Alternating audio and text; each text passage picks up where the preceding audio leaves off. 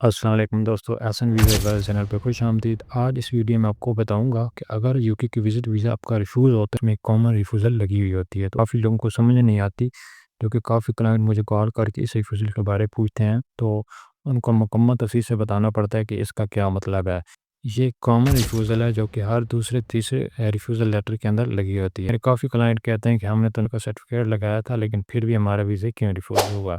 تو اس ویڈیو کے اینڈ میں آپ کو بتاؤں گا کہ اس پر آپ کو پری ایکشن پروٹوکول کرنا چاہیے یا نہیں کرنا چاہیے۔ اس ریجیکشن پر میں نے ایک مکمل تفصیل سے ایک پیراگراف لکھا ہے یہاں پہ، صرف اور صرف آپ لوگوں کو سمجھانے کے لیے کہ آپ کو اچھے سے سمجھ آ جائے کہ اس ریجیکشن کا مطلب کیا ہے۔ اگر کسی نے بھی اپنا یوپی کے وزٹ ویزا اپلائی کروانا ہے یا فائر آئی ڈی کروانی ہے، کسی کا بھی یوپی کا وزٹ ویزا ریفیوز ہوا ہے اور اس کو سمجھ نہیں آ رہی کہ کیا کرنا چاہیے، تو اپنا ریجیکشن لیٹر میرے اس واٹس ایپ نمبر پہ شیئر کریں۔ کسی نے بھی اپنا پری ایکشن پروٹوکول تیار کروانا ہے تبھی میرے اس واٹس ایپ نمبر پہ رابطہ کر سکتے ہیں۔ ویزا ریجیکشن لیٹر میں سے جو پیراگراف لکھا ہے اس کی تفصیل یہاں پہ اردو زبان میں لکھی ہے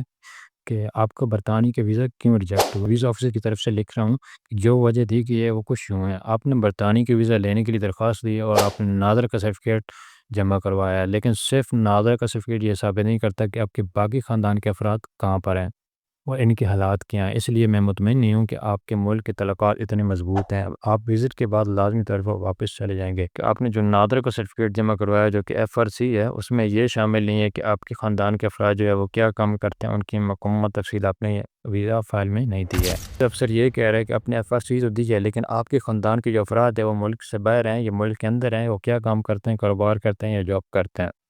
ان کی موجودہ زندگی کے حالات یا مصروفیات کے بارے میں کوئی ثبوت نہیں دیا۔ یعنی کہ ویزا افسر یہ کہہ رہا ہے کہ وہ کام کیا کرتے ہیں، ان کی مصروفیات کیا ہیں۔ ذاتی خاندانی مالی تعلق اتنا مضبوط ہے کہ حتمی طور پر وزٹ کے بعد واپس چلے جائیں گے۔ یعنی کہ ویزا کے لیے یہ ضروری ہے کہ آپ یہ ثابت کریں، یعنی کہ آپ اس ویزا فائل میں یہ لازمی ثابت کریں